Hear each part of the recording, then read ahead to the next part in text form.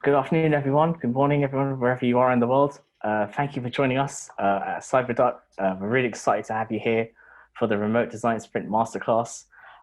Today's presentation is brought to you also with our partners at Dovetail and ClickUp. We're really excited to share with you the great content that our panelists have prepared and to share with you our Remote Design Sprint Masterclass.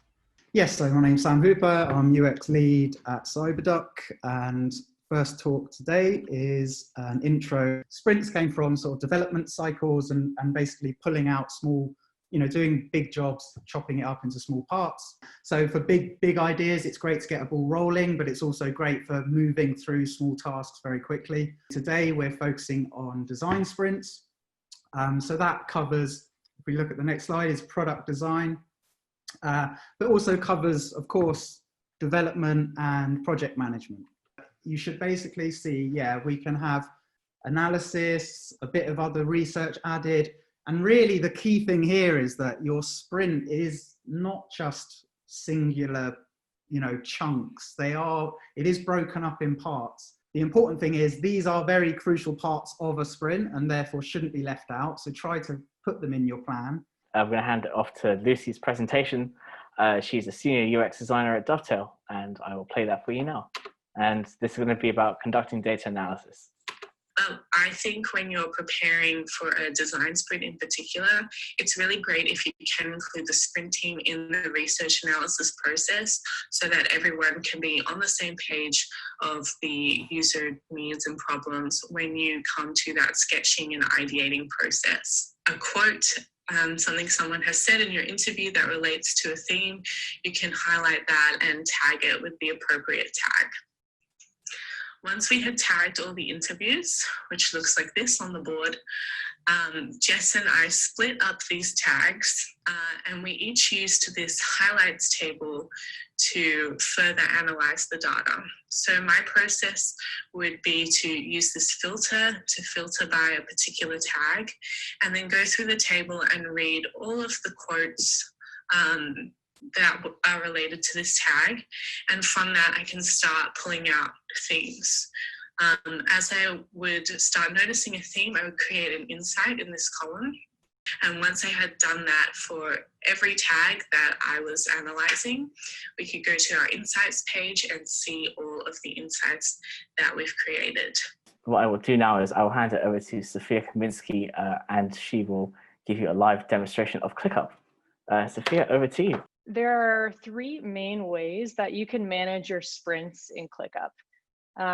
ClickUp is actually rooted in a hierarchy structure, which helps you to break up work by department or initiative.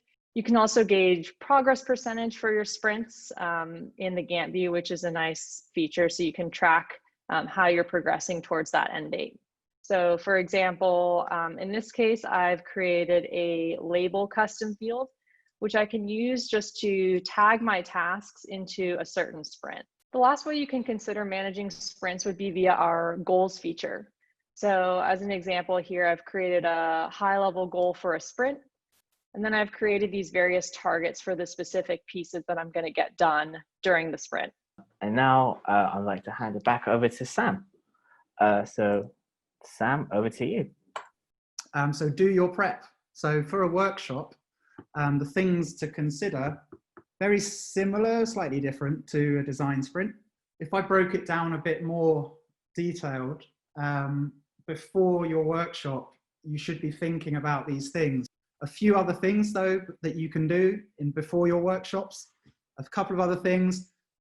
Now, tools, the whiteboarding tools like Miro and Mural, but of course, things like Zoom, communication tools, and project management tools like ClickUp are all really crucial, of course, to workshops, particularly workshops within sprints. You might have not so confident people. Also, we just want to break the ice, right? You might have a load of people on the call that you've never spoken to. These can all actually just be done very simply as you would in a real life workshop with Post-its and the boards on Miro and Mural. So we look at often personas, lots of great templates on Miro and Mural and so on. This is a Miro one that we kind of modified a little bit. Again, here I made some proto personas. It saved me 45 minutes conversation with the client. So thanks so much for attending. I know we've had people from all over the world. It's been great to answer your questions and hear from you. And of course, welcome Sophia from America and Lucy from Australia. Do bring in the right types of partners to help you. And obviously we'd love to continue the conversation with you. Also, if you haven't downloaded the white paper that we wrote about remote design sprints, please download it.